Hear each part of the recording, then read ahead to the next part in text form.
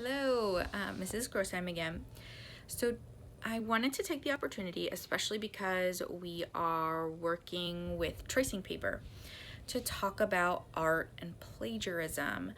This is something that's a really big problem actually because of the internet.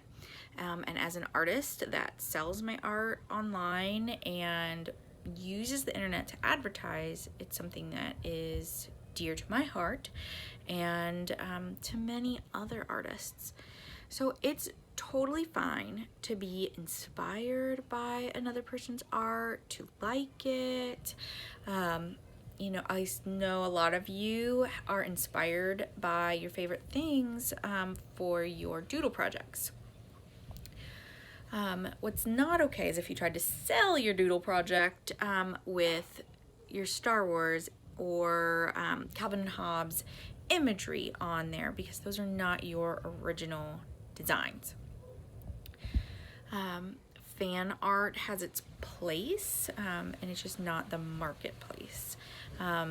You could draw a picture of your sister's favorite starfighter or Power Ranger, I don't know what your sister likes, and give it to her as a gift, but you can't sell it.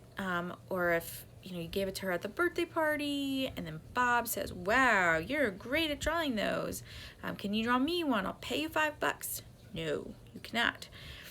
You can also not steal other people's art. So sometimes with tracing paper, if you are using that to take other art off of like magazines or things like that, and putting that in your own art, that's also not okay.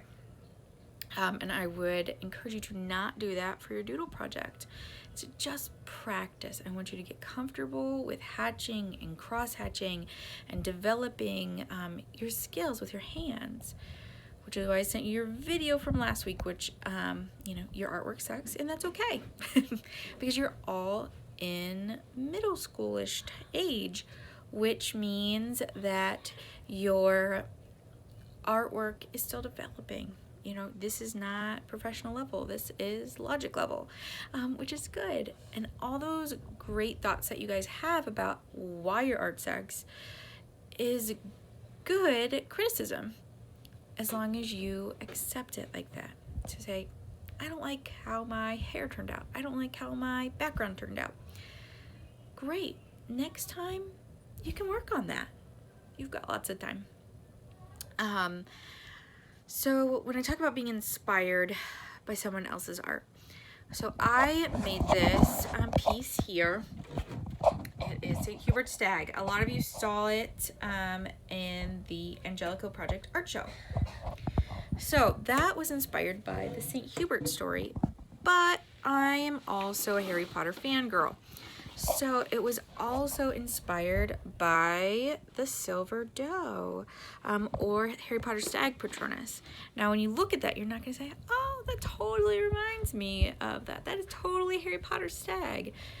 No, that's how I say it's inspired by. So that's how I would imagine his Patronus sort of meshed with the vision that St. Hubert had. Okay, I hope this answers some of your questions.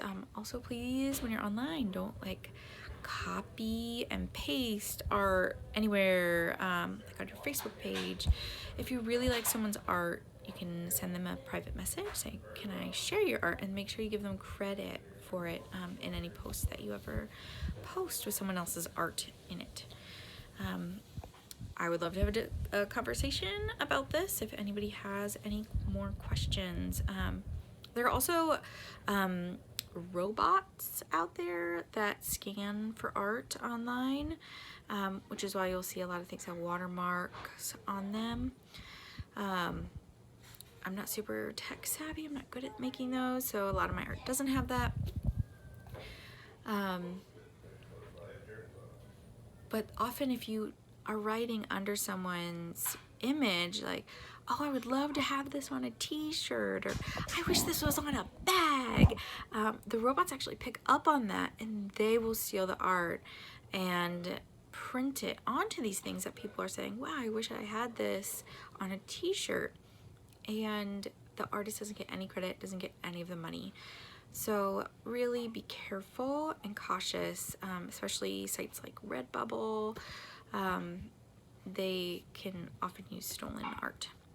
Okay, I hope that makes it clearer for you what plagiarism in art is in the current time. It'd be the same as if you were copying off the internet for your research paper for logic class. So please don't do it for my class. Okay, have a great day. Bye.